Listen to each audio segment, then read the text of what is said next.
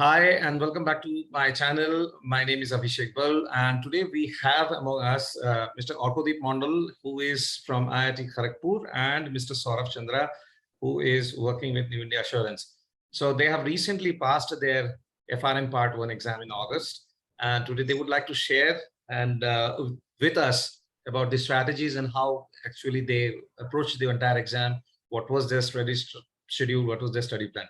So I would prefer that this discussion actually takes the form of actually more of an interactive platform rather than me asking question and you. So it should not be like that. So both Saurabh and Aorko, welcome. So starting with Aorko, can you please introduce yourself and so that our audience may know who you are, what you are, and what exactly you're doing. Sure. Thank you, sir, for having me here. I am a third-year student at IIT Kharagpur right now, and I prepared for my FRM exam back in the vacations that I had after my second year, and I appeared for the August attempt for FRM Part 1, and I have recently cleared it. And here at IIT Kharagpur, I am into a dual degree program with my BTech in electrical engineering and my master's in financial engineering. Okay, that's excellent to hear. So IIT Kharagpur offers the dual specialization in financial engineering as well? Yes. That's excellent. Saurabh, over to you. Yeah, hi all. My name is Saurabh. Thank you for inviting me to this session. It is great to be a part here. I am an engineer in electronics and communication engineering. Just passed out in 2014. Then I worked for in IT sector, that is Cognizant. Then for some time Allahabad Bank, and now since last 5 years approximately, I'm in here in the New India Assurance Company Limited. I just thought of taking FRM because of my inclination towards finance. Actually, earlier I prepared for other exams also. So that drove me towards this finance sector as well. So as FRM is one of the most reputed certification in this field. So yes, that's why I chose to clear FRM.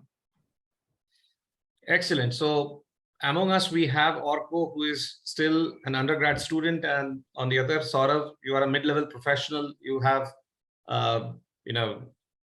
been there, done that, and now you decided that yes, it can actually arm you.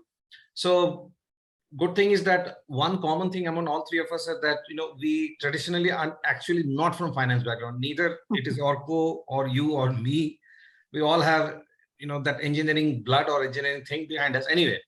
So let me ask Saurabh to you.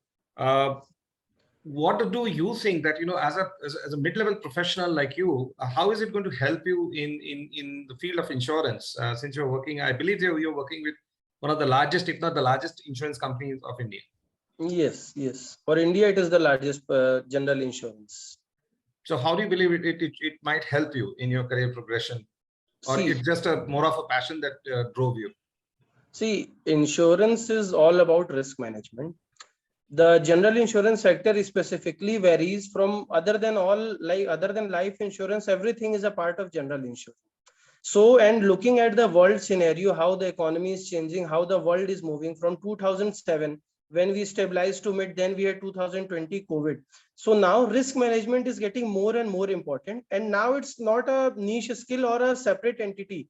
Now everything encompasses risk management. Even our personal finance or study, everything is all about risk management.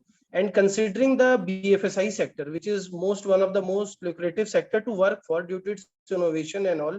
So yeah, that I find that FRM in my career, even if I continue in insurance sector or I shift to banking sector, it is going to boost my career as well as my knowledge. Exactly.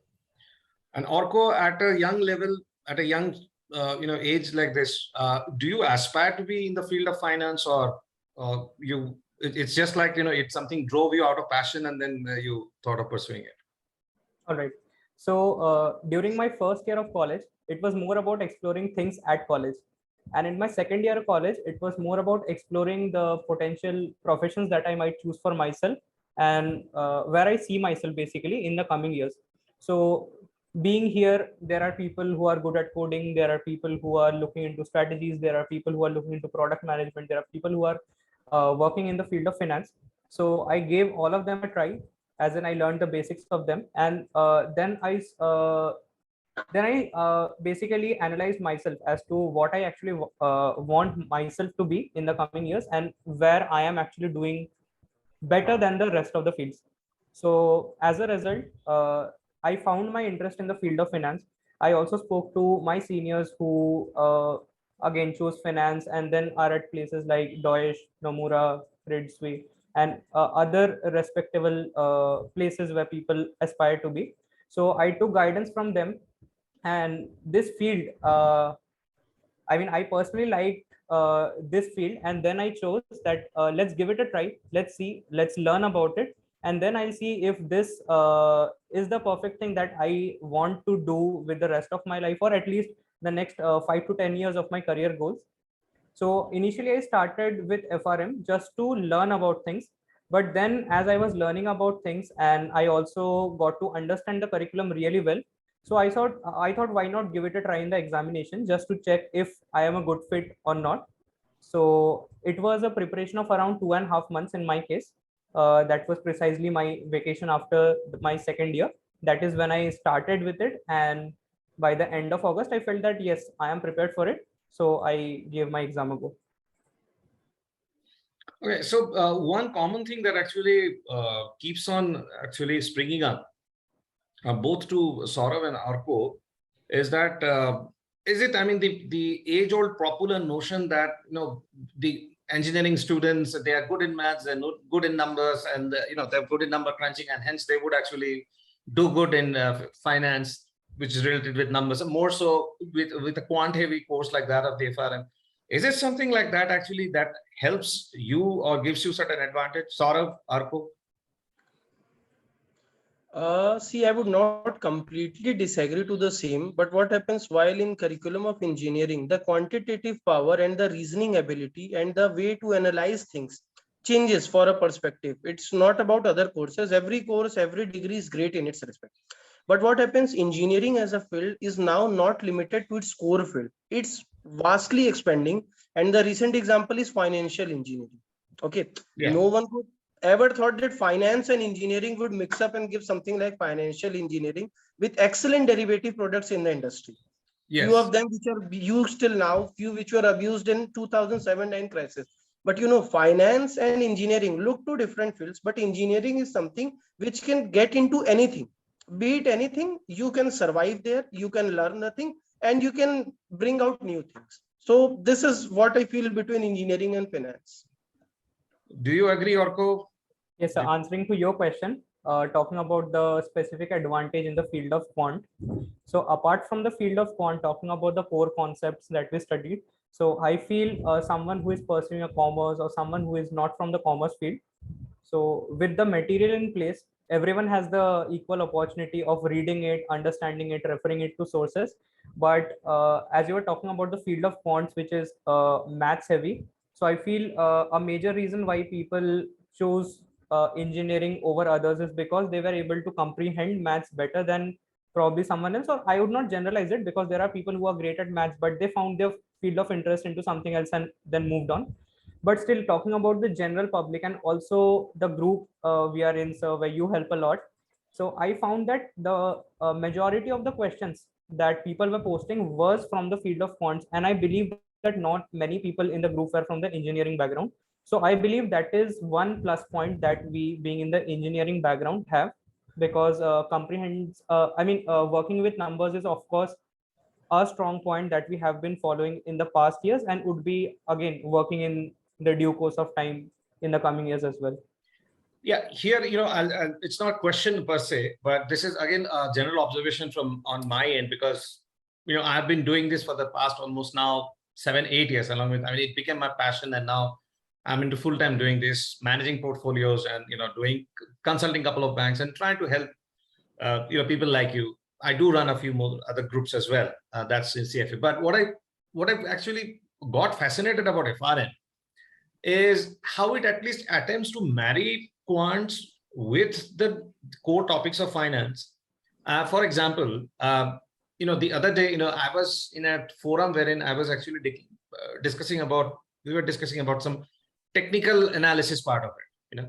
So in technical analysis part of it, it's a lot of people have a lot of notion. Let me not get into it, but when you try to look, if you have a good understanding of, let's say, time series, you know, a stationary or a non-stationary, and how to actually look at the time frame, what drives a time series, why we do use a lagged version, why we get into the, the different other concepts, ARMA model, and etc. So I personally, felt or experienced that explaining a time series in the context of technical analysis for me, where I was actually delivering a lecture, it becomes that much more easier. And when I actually, displayed the ANOVA table, and the aspect was that finally we could actually reach the common goal of where a technical analyst would actually reach, and where a quant guy like me, perhaps, or you guys, we could reach, and we could almost reach the same conclusion. So that part, of course, I like about FRM among other parts. So how did you guys actually, how do you actually prepare for the exam? I mean, Saurabh, you are a working professional, as you said, so you don't have an advantage like, Orko would have, perhaps, a couple of months of break, as he was talking about. So how did you manage to go about it? See, I usually done the fresh studies, like reading a new topic or something like that on weekends. And over the entire week, I tried to just revise it, practice it, just revisit it and check if I need to revise or rework on it. And every weekend, a new chapter, then the same logic followed. So this is how I was able to, like, for weekends, I used to study for a stretch of 6 to 7 hours continuously. Over the weekdays, I tried 1 hour in the morning or evening, because in Mumbai, traveling and all, Yes, leaves very less time. So I figured just 1 to 1.5 hour daily, I tried to figure out, and that helped me in a period of around 3 months. I took approximately 3 months to prepare, and it was sufficient. Orko? So in my case, I was following the Squizza material majorly to study, since I initially went with the GARP material, but that was very lengthy, I must say, for me to give it a complete try in the limited course of period that I had for myself. So I gave that material a try, and in case of queries that persisted, I dropped down a message in the group, and I also gave a good try to Google as well. So in whatever topics I had doubts. And apart from that, I followed the question banks of Squizza and Analyst Prep. So majorly this being for Squizza, and by the end, I gave 3 mock tests, 2 from GRP and 1 from Squizza. Okay. So in total, 2 months or 3 months, let's say, a stretch of 3 months is sufficient for the preparation, or how do you think? It actually depends on the person and his interest and his goals. Okay. See, if it's like, if you refer to something, you can study for ages. But if you fix a timeline and then set a target, then for me, I think setting a target and meeting that works for me. So yes, I felt that 3 months were optimum, neither too less nor too much. At some time, I felt that I needed 1 more week or so. But yes, at the end, 3 months was sufficient. So I completely agree with Saurabh sir, that if we are setting a goal, we are more likely to hit it than not setting a goal and going about studying without a particular set of targets. Yes. So I was majorly trying to do it this way. So I was trying to aim for 2 chapters a day. So I was giving around 7 to 8 hours, since I was not very familiar with most of the things that I was studying on the first attempt. So I gave around, I targeted for around 2 chapters per day, so that some days I was able to do it. I mean, that was the case with most of the days. Some days I wasn't able to. So I was able to give the first read and with proper level of understanding in around 1 month to 40 days. And after that, it was about revising the stuff and more about solving questions to check if I had good enough of control on the topics or not. Okay. So one specific question to Orko, since you said that you dabbled in finance for something, but you're not from finance background. Saurabh, on the other hand, had at least, even, I'm not sure whether you studied finance before, but Saurabh at least had some background of almost 5-7 years in banking, and perhaps he could identify a little better. For you, how alien were the terms like beta, or I mean, beta is not as in electrical engineering beta. The beta actually would understand the regression slope coefficient and all those things, the hedge ratio. How alien or how good were they? It was as good as me seeing them for the first time ever. Okay. But then I enjoyed studying them. So there were problems while studying, as in there were concepts which I was studying for the first time. I mean, that was the case for the 90% of the stuff. But then since I had various other resources to refer to, be it Google or be it the group that you were running, so which was quite helpful. And again, I was also active on Discord where people were discussing stuff. So all in all, I was not very familiar with the course structure before I started preparing, but once I prepared for it in the course of 2.5 months approx, so I was familiar with the stuff. Sort of how, I mean, in the field of banking, at least I am aware of, FRM as a concept, obviously, I mean, risk, as you also mentioned, that risk is now everybody's baby. We cannot say that, it is just a separate organization, or it's just limited to the consultancy firms, or, the iBanks like that of Nomura, or let's say, UBS. No, it's not like that. Insurance is a big thing. You and me, we both have been part of it. I have been part of it for quite some time. How do you see the potential of FRM would be in India? I mean, today, as I understand, I mean, lot of PSU banks, a lot of private banks as well, they come up with advertisement every now and then asking for chief risk officers or senior manager risks in those categories, wherein FRM certification or FRM charter becomes almost a hygiene. It has come to that level. Yes. But how do you believe that? I mean, is there much room to grow, or we are already on the trajectory? See, for this, I would like to just categorize the financial sector in India into two parts. One is banking, one is insurance. Now, banking is a very, very mature sector, but it is very vulnerable to all kind of threat, the new frauds, everything what we see, because it's the public money at stake.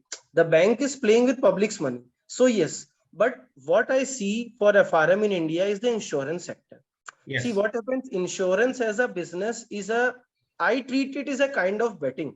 If the company makes a good bet, it's fine. But if you made a different bet, which you didn't plan accordingly, you will have to pay something which you did not have planned for it, or like you cannot presume. The premium for any policy is somewhere around 1 to 2% at max, and the claim can be disastrous.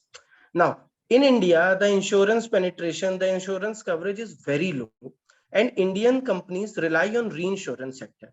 Now, if I speak about reinsurance sector, they they transfer their risk between themselves. But to an end, the risk has to be borne by someone. Okay. Now, suppose there is a risk of say X amount in a place, and you have to transfer it. So you can transfer it to one person, he can transfer it to second, but there should be some final. Okay. Now FRM comes into role because as a reinsurer, you are taking lot of risk. You will have to distribute it. You might need to issue bonds, catastrophe bonds, which are issued by World Bank and all. These are very new to the industry, but these are the future, because the time we are seeing many like crisis claim and tsunami, all kinds of natural disasters are increasing. So what I personally feel, it is just my personal opinion, that in coming few years, reinsurance will emerge as a platform for FRM engineers. Oh, Saurabh, you just said it. You just said it. I mean, Orko, this might be a pointer for you. What Saurabh says, I'll just extend to it. A few years back, I was working on a product called as weather derivatives. Me, along with one IIT Kanpur alumni, of course, he had done his master's from Stanford, came back to India, worked in Microsoft for about 14, 17 odd years, and then came back to India. Me and him, we were working on weather derivatives. At that particular point in time, and I mean, he had some insurance experience in the States. I was a pure quant guy for him. It was like, Ganesha writing the Mahabharata kind of a thing. He's dictating me and me actually building those models kind of stuff. But I always kept on, and I mean, I could not figure out that why the hell he's so hellbent. I mean, why he's so much inclined and passionate about weather derivatives. Now that you mentioned about the catastrophe bonds, the hitherto catastrophe bonds as a product in India is almost non-existent. Right now, it does not exist. You might find it in South Africa. You might find it in Europe. Some with the reinsurers, you would find them. But here in India, it's nowhere to be found, because we were alien to products like the CDS or the CLN, because catastrophe bonds is nothing but just one more extension of that. Exactly. So the product mix and the product diversification at the treasury end of the insurance, that obviously is for a long overhaul. And I do firmly believe the kind of cash pile that the insurance sector is sitting on, especially the GIs, once the government actually relaxes the norm, I mean, I'm hoping, I mean, they've already now, the FDI norm is completely relaxed, of course, but on the IRDA portion, I mean, if they, as and when they actually help us to actually relax those norms, perhaps your room to play around with the treasury will increase. That I completely agree. And yes, that does have some potential. And even now in Indian insurance industry, most of the companies are dependent on their investment income. So if you see on that part also, underwriting profit is almost nil for many insurers. So they are dependent on investment. Now, if there is an investment, there is an investment risk, and with time it will increase. So to manage that aspect also, if you see only as a point of insurer, keeping reinsurance, that part also, FRMs will be in demand. Right. Right. So, Saurabh, Orko, anything that you'd like to give as part of an advice to the forthcoming batches of FRM? How, let's say a fresh student and as well as a working professional, what is your advice would be? What your advice would be? First, I would like Orko should speak because he is into fresh minds. So his advice will be better. So first of all, I would like to tell aspirants not to panic at any point of time, because no matter how tough a thing might sound, like talking about the quants part, since although I come from an engineering background, I must admit that the last few chapters on the first time when I was studying them, they were intimidating to me.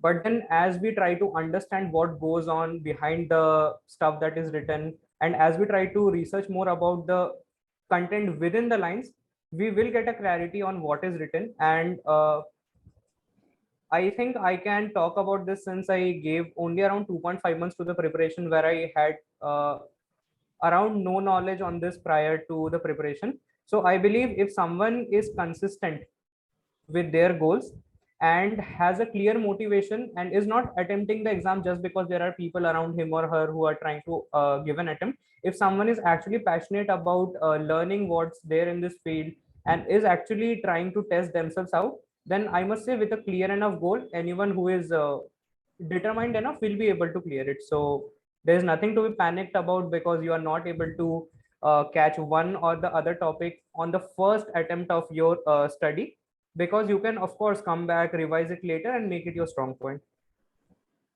Saurabh? Completely agree with Orko. It's actually a valid point because nowadays professional exam, especially like FRM, people panic a lot by seeing especially the passing rate. The first thing people check that what is the passing rate in an exam, and then they start panicking. But what is the beauty of FRM is you do not need to learn everything. You have to understand, because they will not ask any question directly. Correct. It will all be application based, and no matter how much you practice, but the real exam day will make you think that do I know this thing actually or not. So yes, read, revisit things, and just read not to learn but to understand the concepts. And the like what I've seen most mistake my colleagues and people make when they refer to the Schweizer notes, they summarize it further. But Schweizer note it itself is a summary and it has to be consumed. It cannot be summarized further. This is the biggest experience I have gained in part one. All right. All right. I take the point. I take the point. Now, just one last bit. It's been pleasure, working with you guys also. Do you believe the group that we created that helped you, both of you, anyway? It in your journey? Absolutely. So there were two ways in which the group helped me. One, I was able to get answers, very detailed answers about the queries that I had. So that was one aspect, and the other aspect was about being confident, because when you're preparing by yourself, and since I didn't take a coaching, to be honest, I studied it by myself, so I never had an idea of how I'm performing relative to someone else. So when there were people posting up questions and I was able to solve them, so that was making me confident as well. So I believe this whole motive of having this group where people get to help each other learn on a cumulative basis, this was really a very good idea and very well executed as well. Saurabh? Yeah, completely agree with Orko. For me, the group was an eye opener. Like once I saw a question that I figured out, Acha, do I understand this question? If I understand, then at least I'm on the right track. I am understanding. And sometimes few questions were like, okay, this is also a part of curriculum. So it helped me both the ways. One, to get an answer, to get a detailed explanation. See, answer you can get anywhere. Answer is not a big thing, but the process of obtaining the answer which will clarify the concept, this is the biggest achievement I got from the group. And second, yes, I am actually on the right track, and people are also considering the questions. What I am getting quoted, someone else is also getting quoted, so we are at even level. So yes, it helped me. Yeah, and both of you contributed also. It's not, see, the idea when this group was started about a year back was to actually to help obviously students, because of one particular reason, that when I passed my FRM or I passed my CFA, which was more than a decade back. So we didn't have these many materials. Honestly speaking, I still remember my first CFA exam that I was about to take. I was not even sure that I would be able to take it in India, because that point in time, there was a legal battle which was actually going on between ICFI of Hyderabad. If you've heard of an institute called ICFI, ICFI of Hyderabad, they were running Indian CFA and that of the CFA Institute. So CFA Institute used to take special permission from the Supreme Court so that they could conduct exam every year. So I still remember it was December and cold, and we were not very sure whether we'll be able to take the exam or not. We did register. So we were waiting that, CFA Institute told us that in case you're not able to do it, you will have to fly to another country. You let us know, we will make that the other arrangement. Obviously, the flight tickets will have to be borne by us. And from that day onwards, there were very few material actually to refer to those days. Of course, we also refer to third-party providers. But what actually intrigued me is that, see, I also don't come from a traditional finance background. But when we used to get stuck, or I used to get stuck, we didn't have, the resources where we could fall back upon and get the answer maybe within 24 hours, maybe within 5 hours or 6 hours. It used to be, days together. If a concept used to bug me, I would not be able to sleep unless I actually have resolved that. And part of it used to be like, after thinking very hard for 3 days, then I would come to know Google. Yes, I would Google YouTube, I would Google, but then the resources were very few and far between. Yes. It was this need that actually drove me and the other guy, Mr. Harshad Gupta, when we actually thought that let's give it back something to the community. So that's the thing we started. But there was a couple of things that we ensured. One is that there is no good morning messages, no Diwali wishes. And second, we ensured that I should not be I should not be the first person to solve the problem. That was given. I'm going to pester everybody. If there is a question and it is not getting answered, I'm going to pester. I wanted you guys to bring up that faculty and solve it. Yes, at the last resort, I would actually attempt it and do it. But fortunately, the group responded. All of you contributed. All of you made the collective learning part, which Saurabh, you're talking about, the peer learning and the collective learning, that actually helped in the true sense. Most of the other groups that actually I saw or I'm actually privy of, they're more about actually exchanging notes, where we can get some free notes, where we can get some video. Very little, those groups were all about actual questions. But here we dealt with those questions. You mentioned, Orko, you mentioned about analyst prep. I don't want to talk about any particular provider, but then there were questions from every provider that we attempted. We discussed threadbare, why this is so, as Saurabh was talking about, that answer getting answer may not be that big of a challenge, but what lies beneath it, what goes behind the curtain, that was more important. So thanks a lot. Thanks both of you a lot for being part of this wonderful journey. But I also sincerely wish that, you would continue this journey in your part 2 group also. Part 2 group is there. I am not seeing much action there, but I'll have to perhaps titillate a little bit more to make people come out of their shell. Are you guys taking your part 2? I'm sure you will be. Yeah. And in my case, I'm planning to have it during my last year of study, because there's also this 2 years of work experience part attached with the charter part. So I'm not at all trying to exhaust that I mean, exhaust the number of years at this moment when I'm not sure if I would be directly stepping into the field or not just after my completion of degree. So I'm going to delay my part 2 exam, but surely I'm looking forward to it. Also, one more thing while talking about the group. So there I also found people who are like-minded, people who share similar goals. So it was not just about only having this conversation only for the sake of the exam, but I also made connections with people which I believe would be lifelong connections, as we share similar goals and perspective towards the field and life in general. That's excellent. That's excellent. But only one word of caution, Orko, for you. I think you will need to complete your part 2 in case you are interested. You will need to complete your part 2, I think, within 4 years or 4 or 5 years of passing your part 1. So just keep that in mind. Otherwise, your result likely is voided. Right. So that is why I'm thinking of doing it in my last year of graduation, because that will again not violate the 4-year thing as well. And also I would be able to straight away dive into my career after that. Saurabh, what about you? You're going to get into... I'm planning to take in May 23. Great. Because so November would be too early. No, that's absolutely correct. Take your time and don't want to intimidate you. Part 2 is going to be, I would say, 90% theoretical in nature. That's what the trend has been, okay, in our times, and it's quite deeper. Okay, all right, but you'll enjoy. The thing is, the best part is that you must enjoy. So here, it's like general, since all 3 of us are engineers, it's like whatever we study in the first couple of semesters or first 3 semesters, and then thereafter we choose our line, we choose our discipline. So same thing goes with your part 2 of FRM, wherein, you know, specialization comes into picture. There is some rumor that is going on that GARP may introduce part 3 as well, wherein they would actually boil down to specialization. It's not going to happen with your batch. Don't worry. It's with the board of governors just being placed, because a lot of things are coming in, requirements are coming in from the perspective of data science and NLPs.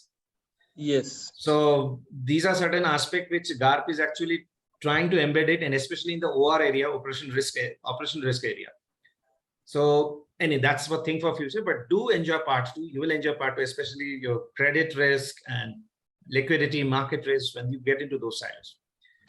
Aorkodeep, Mandal, Saurabh, Chandra, thanks a lot for being part of this. We have had a wonderful journey with you and wish you all the very best. Congratulations once again for passing this exam. Thank you. Thank you so much. Thank you, sir. Thank you for inviting us here. Thank you. Take care.